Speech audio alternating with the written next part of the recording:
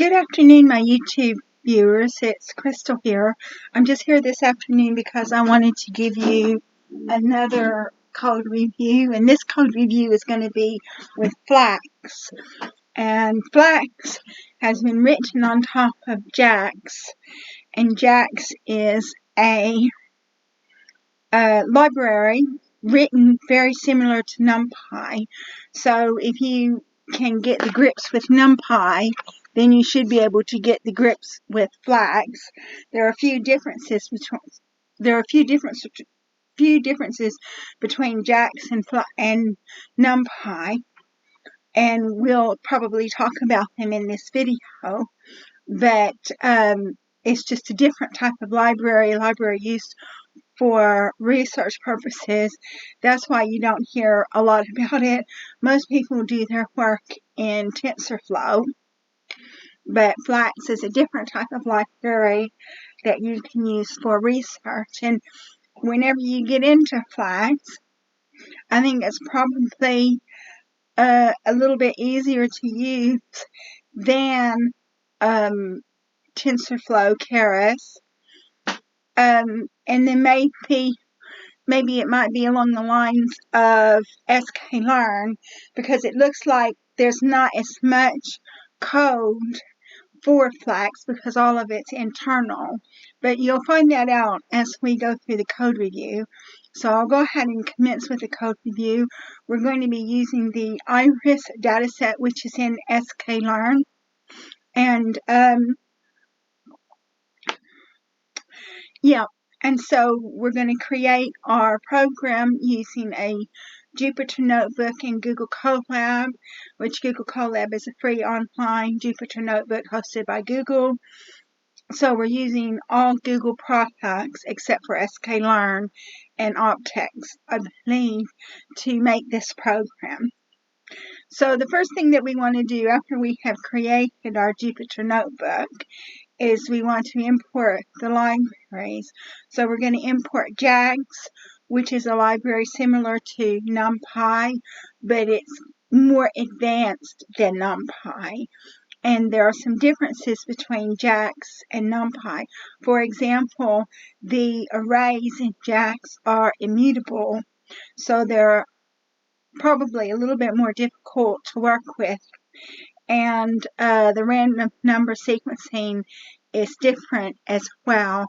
So those are two things that I personally have noticed that are different in Jax. So, and then after we've imported Jax, we're going to import typing. Typing is a module in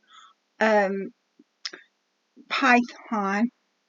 And we'll just look and see what it says right here, because I don't use it a lot.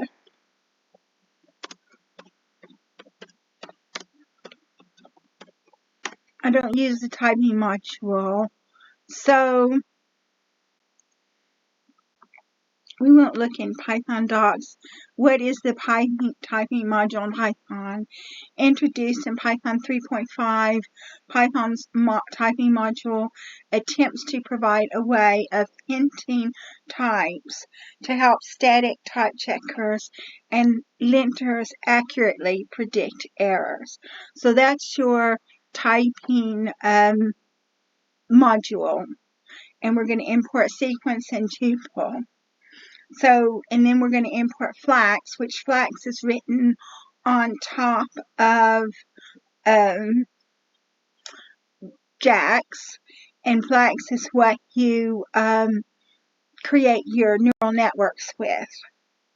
We're going to import Optex, and Optex is going to help you create your optimizers, because before, I think you could get your optimizers from Flax, but now they have a separate library that you use to get your optimizers, and it's Optex. We're going to import sklearn to provide machine learning functionality and also give you your data set. And then we're going to import seaborn for statistic data visualization. So after we have imported our libraries, what we want to do is we want to set the seed. So key equals jax.random.prng key 42. So PRNG is pseudo random number generator. And so that's going to be the seed that you're going to set for the program. Then we're going to load the data set from sklearn. Iris equals datasets.load iris. X equals iris data. Y equals iris target. Classes equals then jnp.unique y. And then samples features equals x.shape. So we're going to end the classes. There's actually 3 classes in the iris data set. I'll let you know that right now. Okay, so we're going to analyze the target, and when we analyze the target, you can see that we've got 3 classes, and all the classes are the same. They've got 50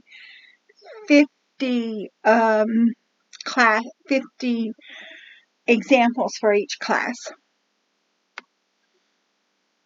And then what we're going to do is we're going to create a heat map. So core equals jnp.corecoef x.t, and t means transform. And then sns.heatmapCore. And so you can see this is the heat map of the iris dataset. And you can see that the columns have high correlation. Some of the columns have a high correlation. And so, but we're not going to do anything about that. If you had a data set that had lots and lots of columns of data or lots and lots of features, you could use the correlation to determine which features you wanted to remove. But we're not going to do that here. And then what we're going to do is we're going to standardize the data. So x equals x minus x mean over jnp.stdx. So now our data is standardized. It gives you a mean of 0 and a variance of 1. So now what we're going to do is we're going to use sklearn's train test split function to split the x and y variables into training and testing data sets. And then so what we have to do is we have to encode the target, encode Y-train. And the reason why we're encoding Y-train is because it's not a binary classifier. It's a classifier, but it's not a binary classifier. It's a softmax classifier.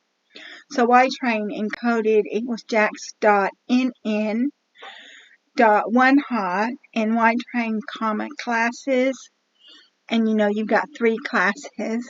Print Y-train encoded shape, so it's 105 examples and 3 classes or 3 columns of data for the target.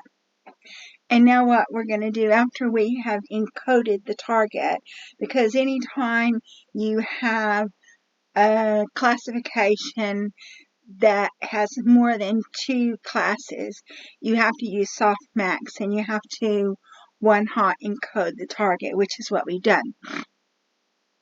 So now what we're going to do is we're going to create a Flax MLP classifier. That's multi-layer perceptron classifier. It's going to take Linux module. So you're going to set your features as your sequence is going to be integer, and it's going to give you a tuple of 5, 10, 15, and then classes. And classes is going to be 3. And then you're going to set it up. So self.layers equals brackets linen.dense feet for feet and self.features. So that's type of a Python way to iterate through the features. And now what we're going to do is we're going to set the call function. So x is your input for I in layer, and enumerate self.layers. X equals layer x. if I is not equal to the length of self.layers minus 1, then x equals len relu. And relu is an activation function that will give you, if the value is below 0, it will give you a 0. And if the value is above 0, then it will give you whatever the value is. And then basically what happens is if the value is equal to len self.layers minus 1, then it's going to return len and softmax, because you have to remember that in Python the first number is 0. So in this particular data set, it's going to be 0, 1, 2, and then so it's going to be 3 classes. And then it says model equals model layer perceptron classifier, params equals models.int, key, and then xtrain 5. So it's going to do the first 5 rows of xtrain just to show you what it does. And then now we say we're going to set up the weights and the biases. For layer params and params.items, print layer name format layer params 0, weights biases equals layer params 1, kernel layer params 1 bias, print the biases, and print the weight shape and the bias shape. So it shows you what it's doing. It says layer 0 is the weights are 4 and 5, because 4, you have 4 features of the data set. So that's the first thing it's going to see, is those 4 features of the data set. And then 5 is what's initialized at the beginning of the model, and biases is 5. And then layer 1 is going to be 5, because that's going to be the first model of the it's the first number of the tuple, and then the second number of the tuple, and then the biases is 10. And then layer 2 equals the second number of the tuple, and then the third number of the tuple, and then biases is the third number of the tuple. And then layer 3 is the third number of the tuple, and then the number of classes. So the number of classes in the target, and the biases is 3. So it's takes a little bit of getting used to. I'm still getting used to it. So you have to get used to working with Flax, because Flax is designed differently from Keras TensorFlow. But after you get used to it, I think it's probably a little bit better to work on, because you don't have to do a lot of the things that you normally would do on Keras TensorFlow. So now we're going to predict on the model. So preds equals model dot apply params comma xtrain. So you're going to predict on the first 5, I think it's 5, 1, 2, 3, 4, 5, the first 5 rows of data. And then since the target has 3 features, each prediction is going to actually be 3 features. And then how it's going to select which feature to use is it will select the feature that has the highest number. So let's say on example number 0, it would, row number 0, it would select 0 as the answer, because 0 is the highest target. And that's the way it works it. And then now what we're going to do is we're going to define our function of neg log loss. So this is where you define the loss. So, and it's going to use the standard formula to define loss. So when you define def net neg log loss, accepts in the weights, the input data, and the actual. So preds equals model.apply weights, comma, input data, preds equals preds.squeeze. Let's see what squeeze means.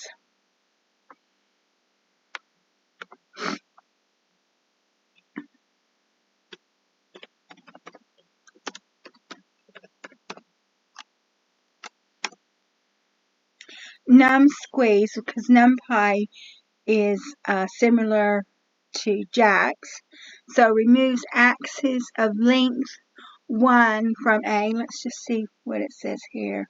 What does squeeze do in Python? Squeeze function is used when we want to remove single dimensional entries from the shape of an array. Parameters array, array-like, input array.axis, none or int or tuple of ints, optional. Selects a subset of the single dimensional entries in the shape. So that's what you do when you squeeze it. And then it returns this formula, which is a standard formula for log loss. It's negative actual times jmp.log preds minus 1 minus actual times jmp.log 1 minus preds.mean.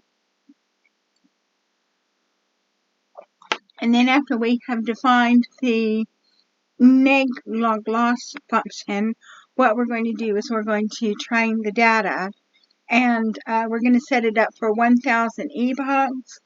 Model equals multi-layer perceptron classifier. Random array, you're going to create a random array, equals jax.random.normal, key equals key, comma, shape is 5, and that's 5 rows of data and features, and that's the number of features in the data set. Params equals model.init, that's initialize, k, comma, random array, so you initialize your model parameters. Now we set up our optimizer. Optimizer equals optax.std, learning rate equals 0.01. So SGD is stochastic gradient descent. So you can come over here to the Optax website, and the Optax will tell you about the optimizers that you can use. And in this instance, we're using SGD, a canonical stochastic gradient descent optimizer. And so it's telling you about the optimizer that we're using. If you're not sure about which optimizer to use, I would suggest you use Atom, because that's a good all-round, all-purpose optimizer. And then you can experiment with other optimizers to see which one will give you the best, the lowest loss, the least amount of loss. So optimizer state equals optimizer.init param. So you're initializing the parameters. Loss grad equals jax.value and grad next log loss. So value and grad is a function in JAX. So you want to see what that is.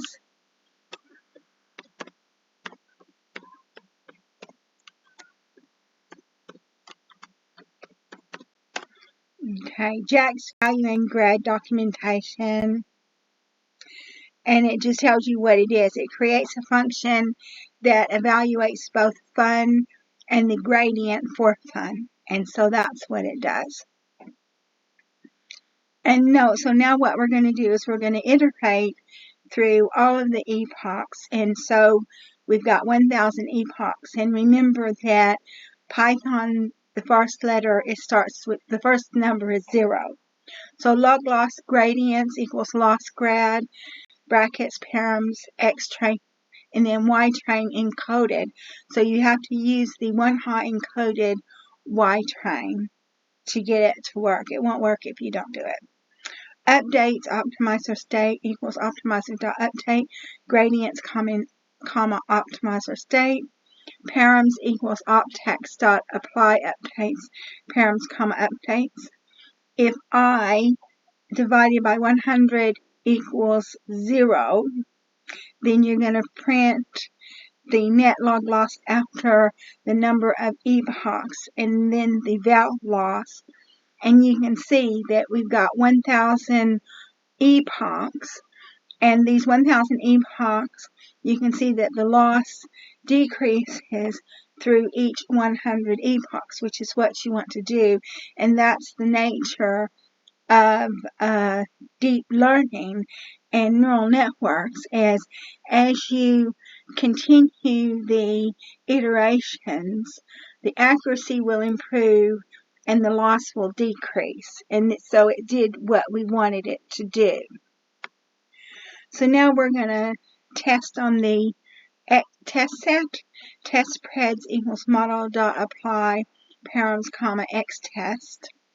Test spreads equals jmp.argmax test spreads axis 1. And so basically what you're doing is, so you've got the three columns of data, column 0, 1, 2. And then so what it's going to do, it's going to select the column of data that has the highest value. And so the just for the first 5 rows of data, the predictions are going to be 1, 0, 2, 1, 1. But the actual predictions are 1, 0, 2, 1, 1. So that's the same. So that's fantastic news, isn't it? And now we're going to test the accuracy using sklearn's accuracy score, and we have an accuracy of 93%, and then we're going to use the classification report.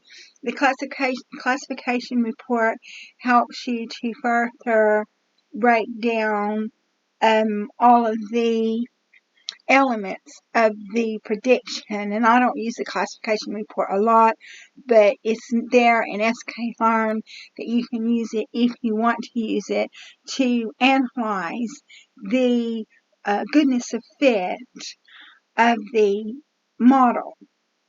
So now what we're going to do is we're going to compare the MLPC that we made with the MLPC in that sklearn has, because sklearn does have a neural network. It's got an MLPC and MLPR.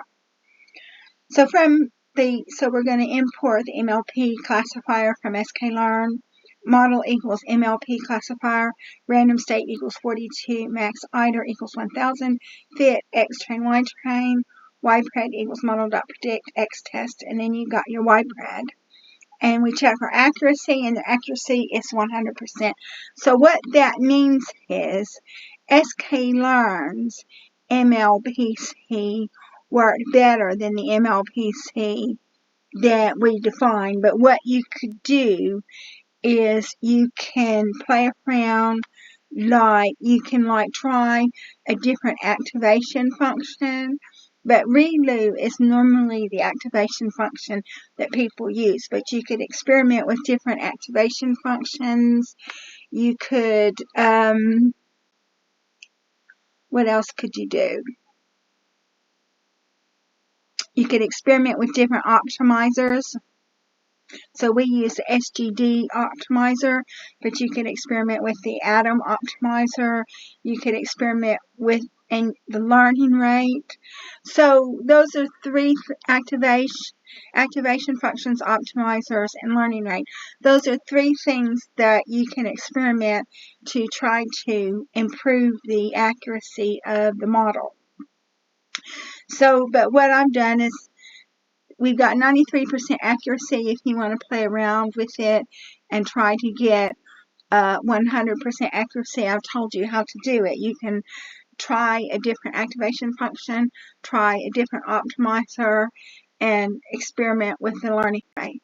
So I'm going to go ahead and conclude this video because I've done the code review and explained it to you, the softmax model, to the best of my ability. So I would like to thank all of my subscribers for supporting my channel. If you like my video, please like, subscribe, and share. And I look forward to making more video code reviews for you in the future.